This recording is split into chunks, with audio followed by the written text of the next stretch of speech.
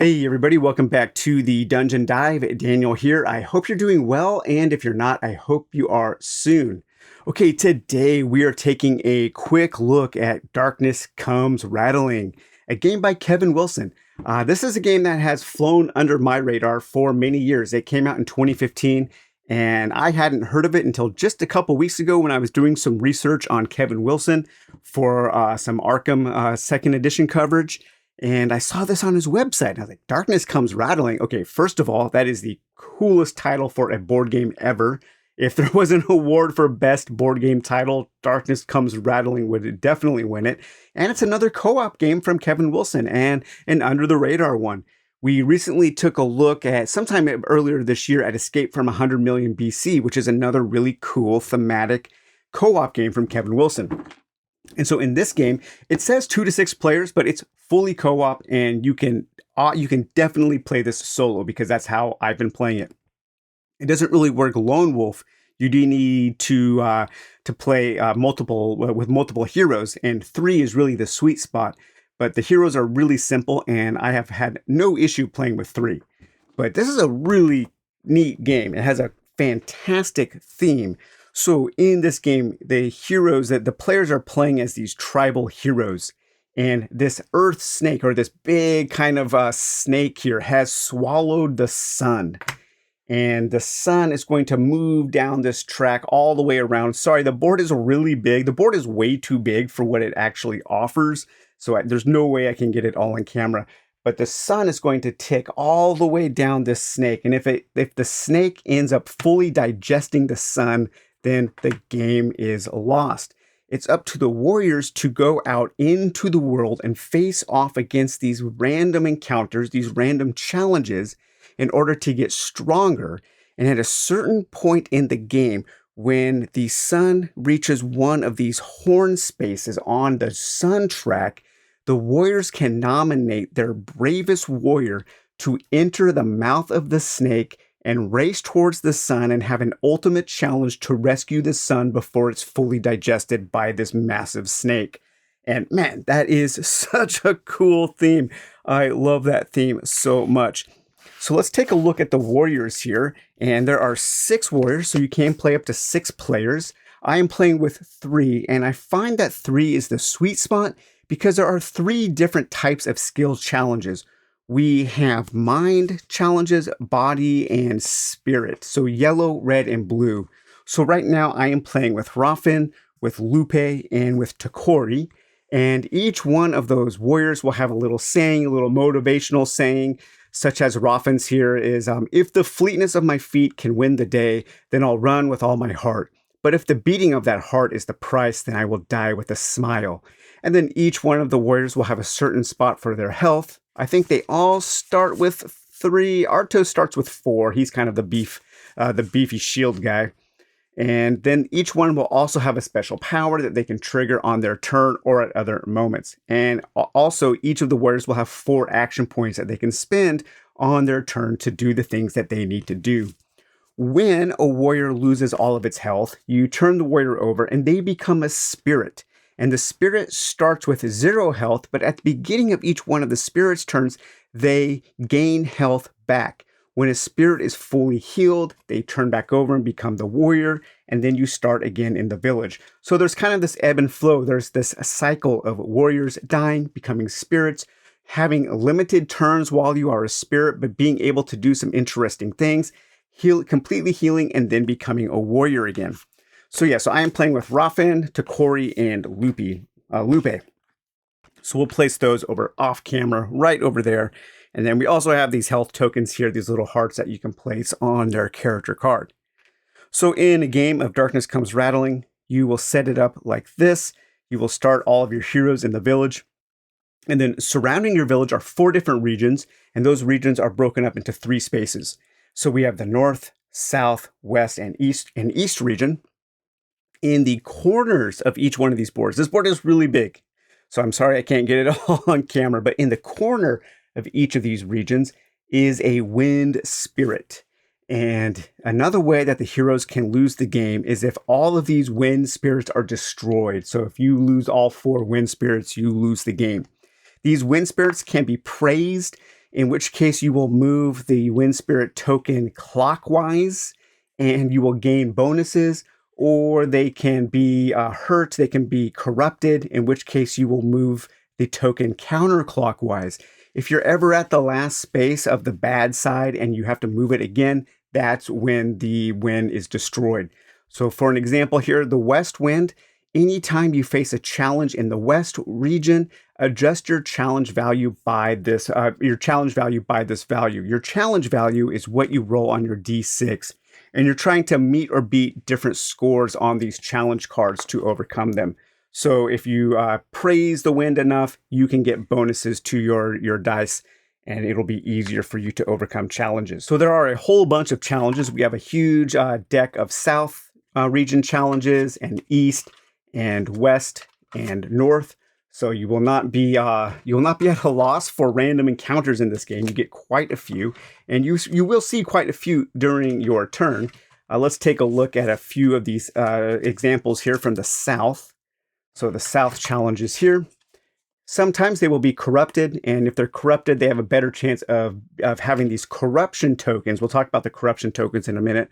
Placed out. Sometimes a challenge might say it is revealed here, and that means it comes out face up. Normally, you go to a challenge and it's face down, and you can spend an action to scout that challenge so you can find out what it is, or during the challenge phase, you can take a chance and face off against a face down challenge. So each of these challenges will have a certain name and a little bit of flavor text, and again, the flavor text is really, really cool. And then they will be associated with one of those three skills, red, yellow, or blue. And if you are facing off against a challenge that matches your character's skill, then you get a chance to reroll. That's how you mitigate luck. So that's why I think it's best to play with three characters. So for instance, this Shield of the South challenge, you have to roll a 17 or higher on 3d6. It's a red skill, so if you had a red warrior, you could reroll. And then each one of the challenges will have certain items that will give you bonuses. For instance, to get the Shield of the South, if you have a canoe, you get a +3. If you have any weapon, you get a +2. If you are joined by another warrior, you get a +2. Really cool. So this says, a shield containing a flawless crystal carved into the likeness of the south wind. Its item was stolen many years ago. It was said to allow its wearer to survive any blow. If you succeed in that challenge, after a long perilous journey, you find the legendary item, gain the South Wind's shield. If you fail in that challenge, the item slips through your grasp and is lost once more, suffer 2 wounds. So there are 4 different legendary items, and each one of those is represented by this card here, and each one of those is for a certain region. So we have the North Wind's Torque, we have the South Wind's Shield, the East Wind's Mask, and the West Wind's Sandals. And these are very, very important to get, very valuable. And you want to make sure that your warrior that's working to be nominated to go in and chase the sun will get those, or hopefully get enough of them to where they have a better chance of winning. And so that's how the challenges work. We'll play a few little sample turns in a minute. Sometimes when you win against challenges, you can also draw these rewards. And these rewards will be different bones. Bones that are bones of earth, bones of sky, bones of water, that kind of thing. Those bones can be spent at these merchant places to buy equipment. And we'll take a look at equipment in just a minute. Sometimes you can also be rewarded with these spirit weapons, these spirit versions of the weapons, these blue weapons here. And those are spirit versions of weapons that can be used in certain circumstances. And when you're in darkness, you can only use spirit weapons. You can't use mortal weapons. So again, it's really important for your warriors to be winning these challenges so they can get rewards and become stronger, so that one of them can be nominated to go into the snake. And then when you get bones, you can take those to merchants and you can buy things like bows, you can buy axes, spears, torches, ropes, what else? Canoes, medicine, and travel packs. And each one of these will give you another way to mitigate bad luck. And each one of these will add to your dice rolls when you have certain types of challenges. And then finally, we have a small deck of event cards, a small deck of darkness cards, and a small deck of shadow cards. As corruption starts to spread throughout the land, shadows will come and they will taint the land, and you will have to deal with these shadows.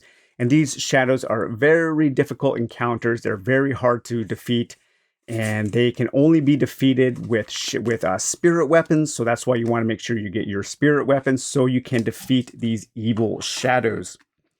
Darkness cards. Darkness cards are drawn when the warrior is inside the snake. When they have an encounter, they draw one of these darkness cards. When you are chasing the sun, the warrior inside the snake can draw two, look at them, and choose the one that they want to challenge. When the warrior reaches the sun space for their final challenge, they draw one at random, and then they have to do that, but it gets a +2 to its value, becoming kind of a boss encounter. And then finally is the small event deck. You will be told to draw these event cards at certain times, and these are little stories with bad things that happen, and some of these are really bad.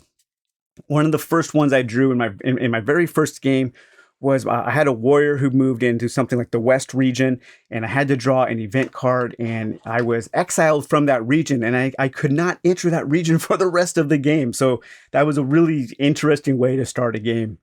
And I think the final thing we need to look at is the corruption tokens. So we have this corruption bag, and in here are a whole bunch of different tokens. I just happen to draw all blue ones there.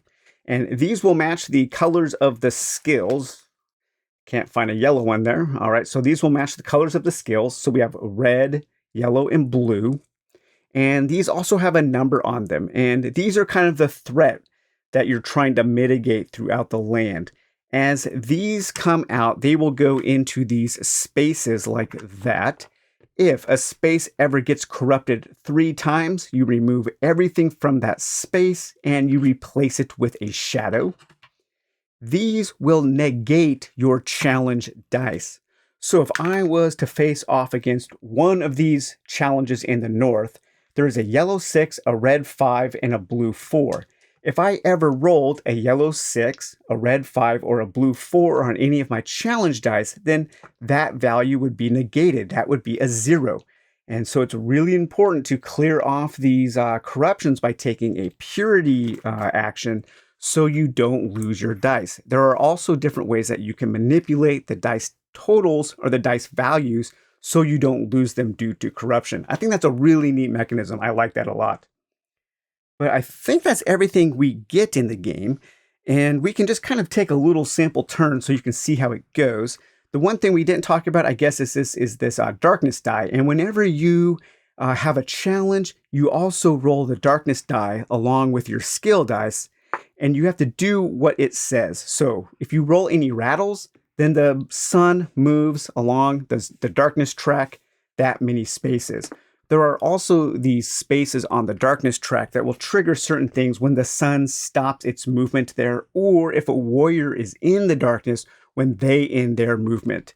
And so sometimes you might have a darkness, a venom, a nightfall, portents of darkness, or a rumor. So just different things that can happen on the darkness track as well.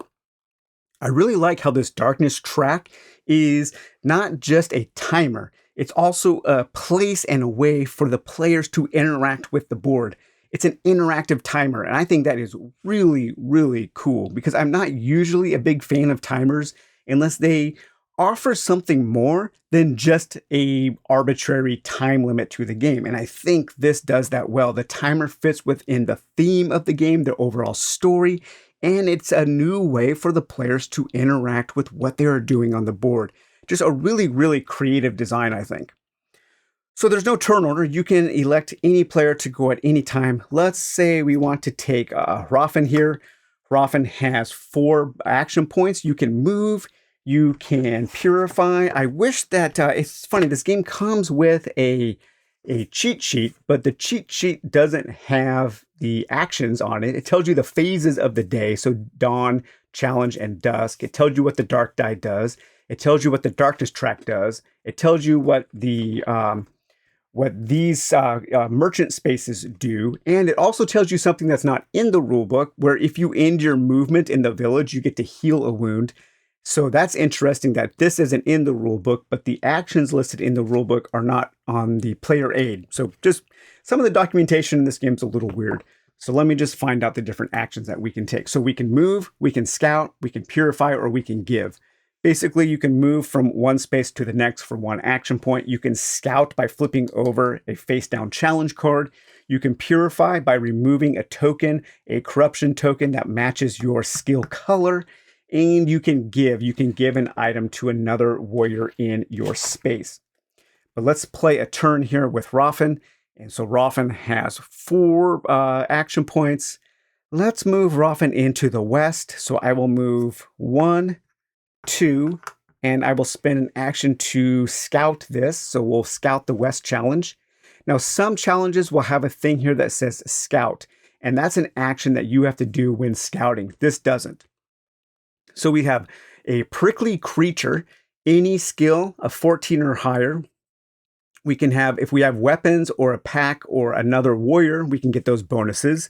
And this says that you accidentally disturb a cactus lizard. It stands up, spines jutting out all over its tail. Cactus lizards often hoard shiny objects in their dens.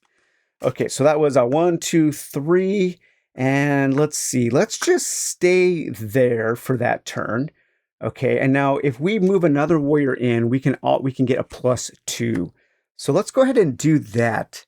Let's say Takori here. Let's move him 1. We'll scout here for 2, so we can just find out more what's going on in the west.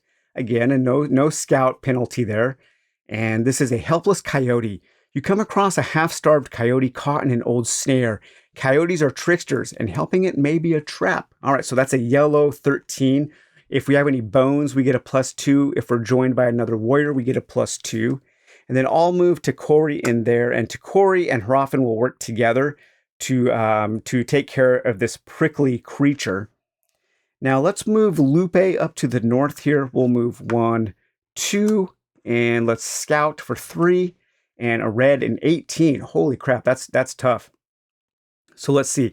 You see a frozen waterfall that leads up a cliff and into a cave. It is said that any who reach the cave can pray for the aid of the powerful spirit. If we have any weapons, a +3, a rope, +3 because we're trying to climb, super cool. If we're joined by any other warriors, we can gain a +2. But man, we need an 18. That's 3 6s. Very, very difficult. I'm going to press my luck and take my final action to move here, and I'll face off against that face down challenge. Now we can choose now we go into our challenge phase. So that was our dawn phase. And some of our warriors may have certain things that they can do, such as Raffen here is during the dawn phase, I can move another warrior in Talil. Talil is the landmass, not the snake one. So Raffen can just make a warrior move for free. And then Takori here at dawn, I may remove 1 corruption token of any color from my region. So Takori's really good at moving corruption. And then Lupe's special ability is once per day, you may increase or decrease the value of a challenge die rolled by any warrior. So again, that's how you can manipulate those the die faces so you can overcome those corruption markers. Really cool. I love that. But let's see. Let's go for Raffen here. We'll take this skill challenge against the prickly creature. And so I need a 14 or higher. So I take all 3 of my dice here and I roll, and not very good. Well, let's see, I've got a 10 here.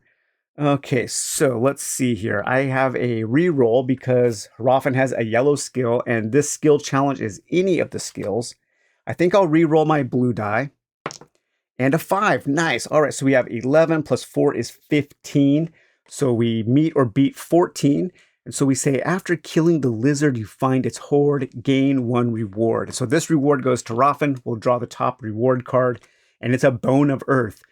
Discard during a challenge to gain a reroll. Or I could take this bone of earth to the Millennium Tortoise here, or possibly the Bonesmith, and trade that in for an item or as a way to praise the wins and get bonuses on the wins. However, I also rolled 1 rattle, and that means that the sun moves down the snake 1 space. So the way that the game scales to the number of players is the number of players will equal the number of times the darkness die is rolled each phase, each turn. And so The more players, the faster the sun is going to move down. However, also the more mass you can explore on the land and the more chances you have to overcome challenges. So this challenge was defeated, so we can discard that. And now this spot is empty and it will be refilled at the end of the turn during the dusk phase. Okay, so now it's Takori's turn. Takori is here. Takori helped Ruff, and I forgot to add that. I also forgot to add that bonus, which was I think a +2. So I handedly beat that challenge for having 2 warriors there. But because there's no challenge, I don't have to roll the challenge dice, but I still have to roll the darkness die. You always do that. So this is Takori's roll here, and it's 1 rattle, so the rattle moves down once. Okay, so now we have Lupe. Lupe is up here in the north. Lupe is facing off against an unknown challenge. Let's see if my chance to press my luck paid off. And it's an 11. Okay, much better than an 18. So hunting in the wastes, if I had any weapon, I could add +2. If I was joined by another warrior, I could add +2. But this says, as you search the north for ways to recover the sun, you come across a vast herd of elk gazing near a frozen lake. Okay, so we want to hunt the elk. So let's take our challenge here. I just need an 11 or higher. And no, not even close. 3, 4, 5, 6, 7. I do have a reroll. Let's see here. Let's reroll the blue. And a 6, 7, 8, 9, 10, 11. Oh my gosh, so lucky. All right, so your hunt is successful. You did not use, if you did not use a bow, place 1 corruption on your warrior. Okay, I didn't use a bow, so I kind of fought with a I don't know, maybe an unhonorable way or something. So now I have to draw a corruption token, and it is a yellow 4. And this actually goes on my warrior, not on the region. So Lupe is now corrupted with a yellow 4. Anywhere that Lupe goes now, if I roll a 4 on my yellow die, that is negated. That drops to 0. That's really bad.